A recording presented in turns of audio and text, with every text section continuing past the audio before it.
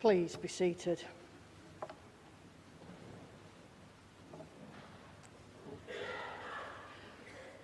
Earlier this year, I preached on Psalm 6 and made a comment at the beginning that it was something we was told that we shouldn't really do when I was at college, and that you stick with the gospel. So I wasn't expecting to be preaching quite so soon on a psalm, never mind us having journeyed through the Psalms this summer. While Jonathan was away, I gave the notices and said, if you'd like a psalm to be read, and looked at, then to let me know. With the tagline, if it's an easy one, give it to me, and if it's difficult, let Jonathan or Josh have it. I'm not sure what Inez was thinking when she came and said, I'd really like to have a look at Psalm 121. So depending on how it goes, it's either Inez's fault, or if you really loved it, come and see me. Inez did decline this morning to, just as Jonathan did earlier, and several other people in the congregation, to read it in the Hebrew for me. But thankfully, I have a video of Psalm 121 and the poeticness that comes in the Hebrew. It has got English subtitles as well as the Hebrew on it. And I'd like us to listen to it again as we bring together what we've heard in the reading so far, in our hymns and in our prayers. The psalm. So, would you play it, please?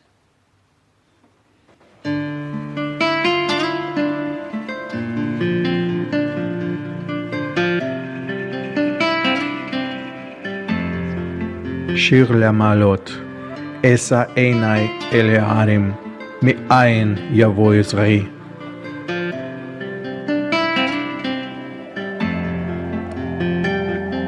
עזרי מעם אדוני, עושה שמיים וארץ.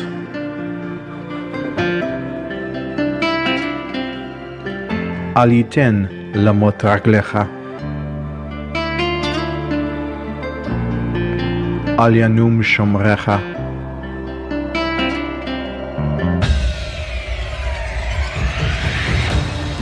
הנה לא ינום ולא יישן שומר ישראל.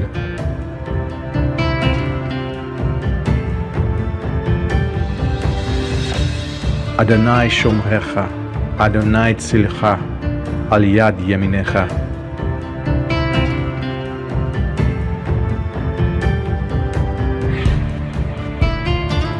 יומם השמש לא יככה, וירח בלילה.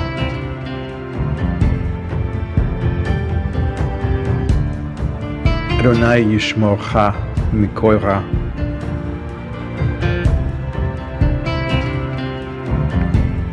ישמור את נפשך.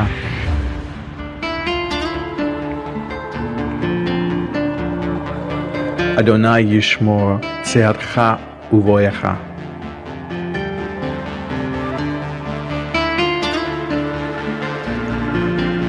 מעתה ועד עולם.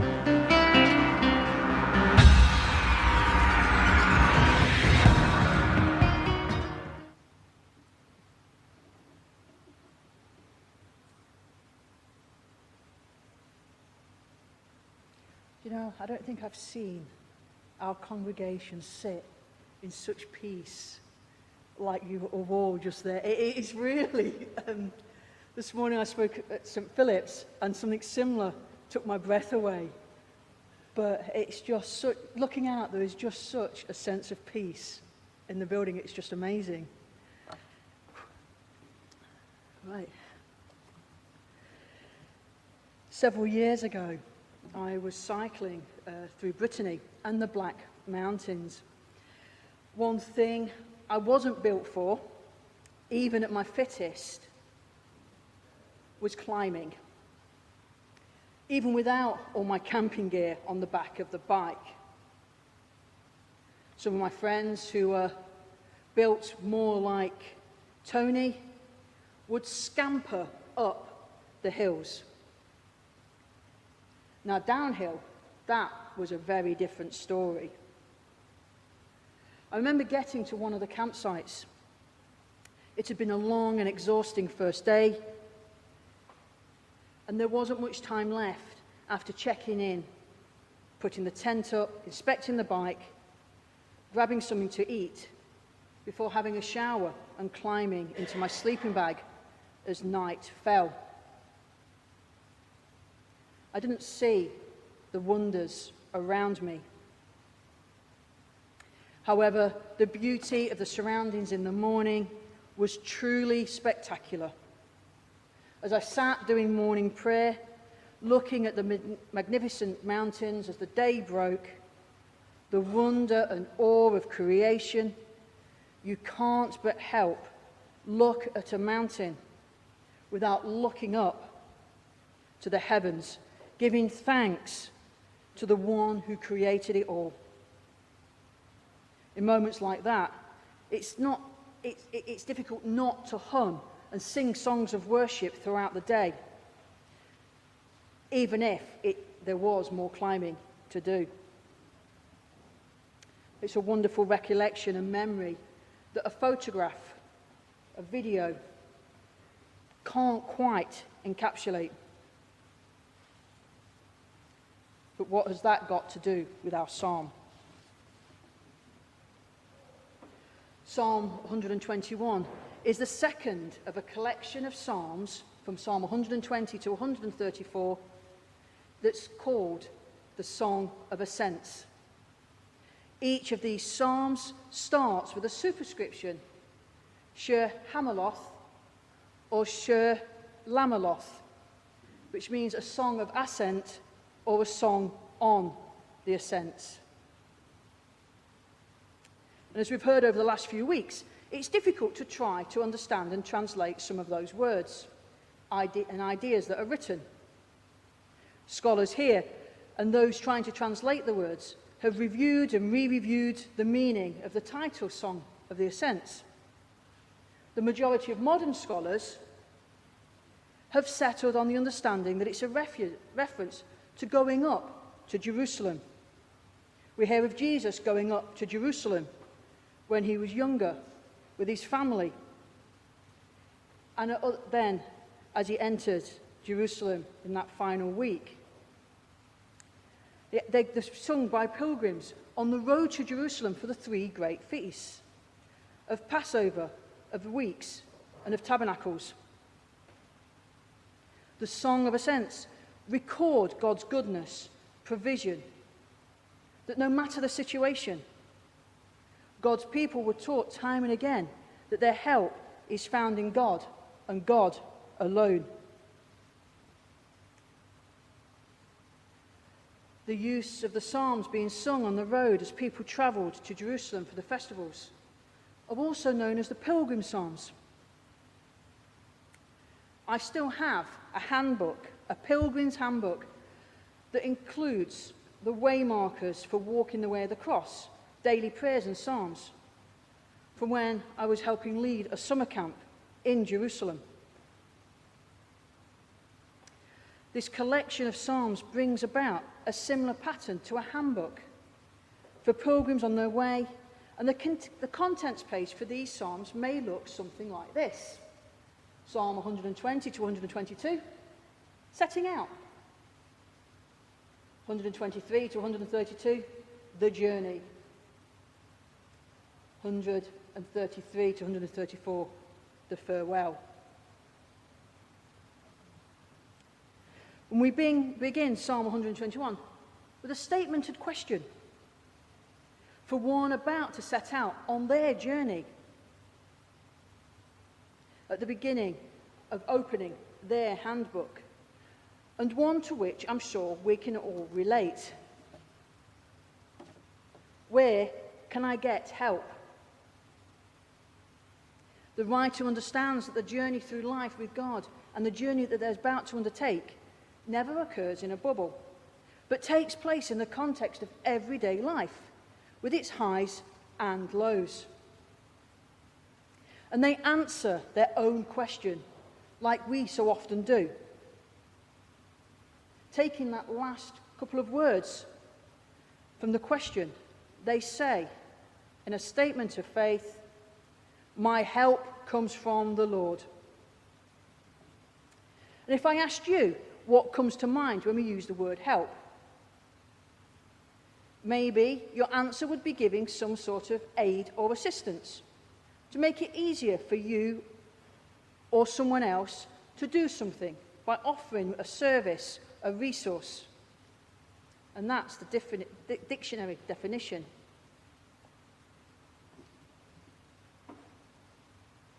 However, to define the Hebrew word that's used here, "azer," in this way as help or just mere assistance, doesn't do it justice. Doesn't do justice to all that's being encapsulated within the word. In its basic form, this word, "azer," is found 20 times in the Old Testament. 13 of those are in reference to God. There's a strength that is encapsulated in the word, which describes aspects of God's character, his strength, he is our strength, our rescuer, our protector, and our help. And the psalmist only uses it in verse 1 and 2, and then changes the word for the rest of the psalm to a word with a similar meaning, shamar, to keep, or keeper. And he uses that 6 times. The image of azer having a sense of strength and rescue is seen in Exodus 18. Moses names one of his sons Eliezer. Eli, my God, Azer, helper. And he does this in remembrance to God's rescuing of him from the Pharaoh's sword. But the word goes a little bit deeper. When azer and the word for shield, megan, are combined, it indicates God's divine protection. While the word's absent for shield in this psalm, the image is of that divine protection that the psalmist is drawing on. So what about the word that he uses for the rest of the psalm? Shamar, keep. It means to watch, to guard, or care for someone. And so provides assurance of that protection. The psalmist is so caught up in the care and protection from God that he barely mentions the dangers that he may see or face on the road to Jerusalem. Many of you remember that I used to keep chickens. I did think about using the cats, but that would completely ruin the illustration. As we all know, the cats actually keep me. But I also keep a collection. I also have a collection of books. And there's a big difference between keeping the two. I loved the chickens. I protected them. I made sure they were safe in an enclosure, fed them, cared for them daily. When I was away, I made sure they were looked after. And when they were injured or sick, it affected me too. I was active in their constant care. The books I have, they're a possession, and I care for them in a very different way. There's a passiveness about them. Like me with my chickens, God is active in our care, not merely having us, but he keeps us. When we suffer, he suffers also. And here in these verses, the language the psalmist uses conveys that God is a powerful and trustworthy protector. When I was working in London in 2011, it coincided with the 400th anniversary of the King James Version of the Bible. And as part of the celebration, the whole Bible was read aloud throughout the whole month. I was fortunate to go to the Globe Theatre to the night when Esther, Luke, and the Psalms were being read.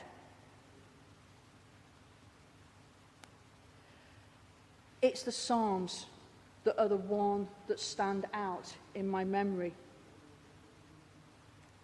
There was almost a dance-off in the way they were read. As one psalm ended, the next person started to declare their words.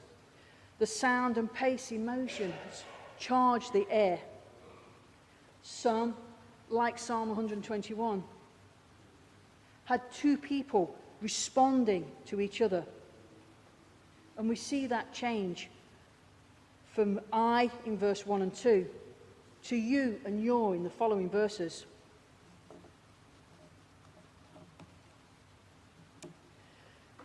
And to be honest, I found these next few verses hard to read aloud because of that change. As a deacon, I would use us rather than you in a blessing. But that's a conversation for another time as we look at different roles in ministry. But just listen to those words that are used by the second voice in the psalm. He will not let your foot slip. He who watches over you will not slumber. Indeed, he who watches over Israel will neither slumber nor sleep. The Lord watches over you. The Lord is your shade at your right hand. The sun will not harm you by day, nor the moon by night. The Lord will keep you from all harm. He will watch over your life. The Lord will watch over your coming and going, both now and forevermore. How different an understanding of who God is from the reading of 1 Kings. There's no need to wake our God. He is there at all times. As I was preparing this, I thought back and how often Jonathan has invited somebody out to the front who are preparing to travel and has prayed similar words over them that they may go out with a blessing and return back to us safely. At St. Philip's this morning, it was a reminder to both of us that we've not done that in a while. And maybe, just maybe, it was a challenge to us. At the end of the service today, that same priestly blessing will be said over us as we are sent out into the week ahead. The Lord bless you and watch over you. The Lord make his face shine upon you and be gracious to you. The Lord look kindly and give you peace. And I'll let Jonathan finish the rest of that at the end of the service. Those words of blessing in the remaining verses are all general, but they are words of comfort and empowerment. The traveller isn't told, as you head out on your journey, there won't be delays or cancellations. There won't be last-minute roadworks blocking off every junction in Leicester. Or as you journey through life, you'll not face fear and grief, but there's a reminder that no matter what we're going to face in life, the good, the bad, and the Aubrey, God will protect and keep us. In a week where the news has shown communities across the UK seeing an increase in unrest and acts of threatening acts and destructive behaviour by a few, the same anxiety felt in those opening words of Psalm 121 are present in the lives of many in our communities. The Psalms give us the words to cry out in anger, in confusion, and in faith of the promise of God's unfailing love. In verse 3 and 4, the psalmist expresses a hopeful confidence that God will help us through every step.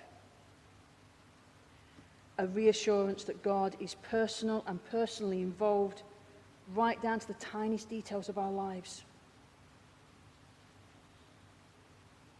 And the psalm provides us with every reason that our contemplation to God and on God, that there is no limit to his care. And this great hymn echoes those very thoughts. Our God, our help in ages past, our hope for years to come, our shelter from the stormy blast, and our eternal home. Under the shadow of thy throne, the saints have dwelt secure. Sufficient is thine arm alone, and our defense is sure. This hymn was sung by travellers on Sunday the 14th of April 1912 as the last hymn of the Anglican morning service by those on board the RMS Titanic.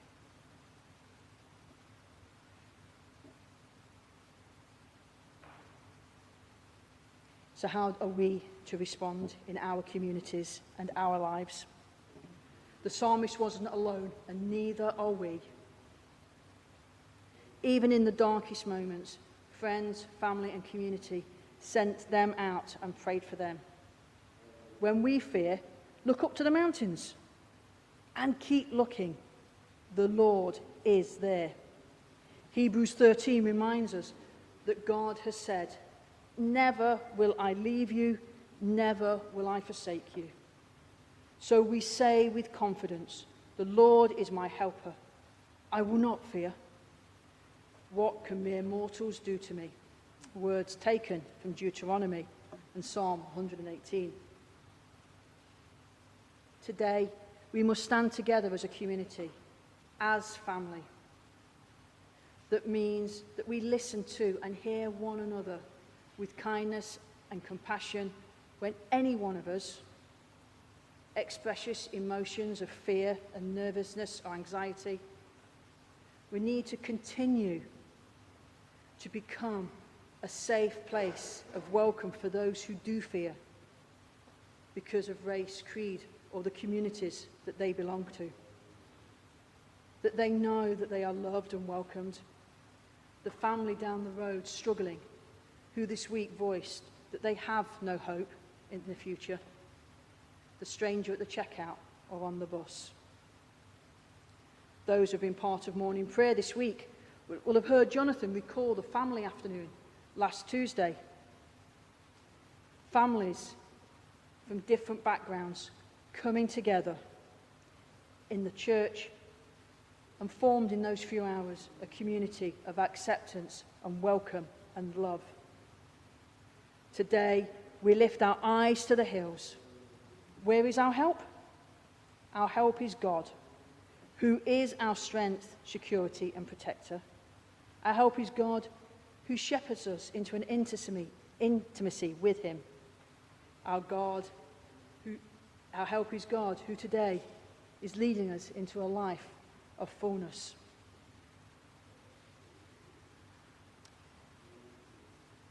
As events may continue to unfold, as we look to make a difference, may we know the keeping power of God in our lives. And may our lives be truly lived in all its fullness, in sharing his love, his peace in our communities, so that all may look to the mountain and know that their help is from the Lord.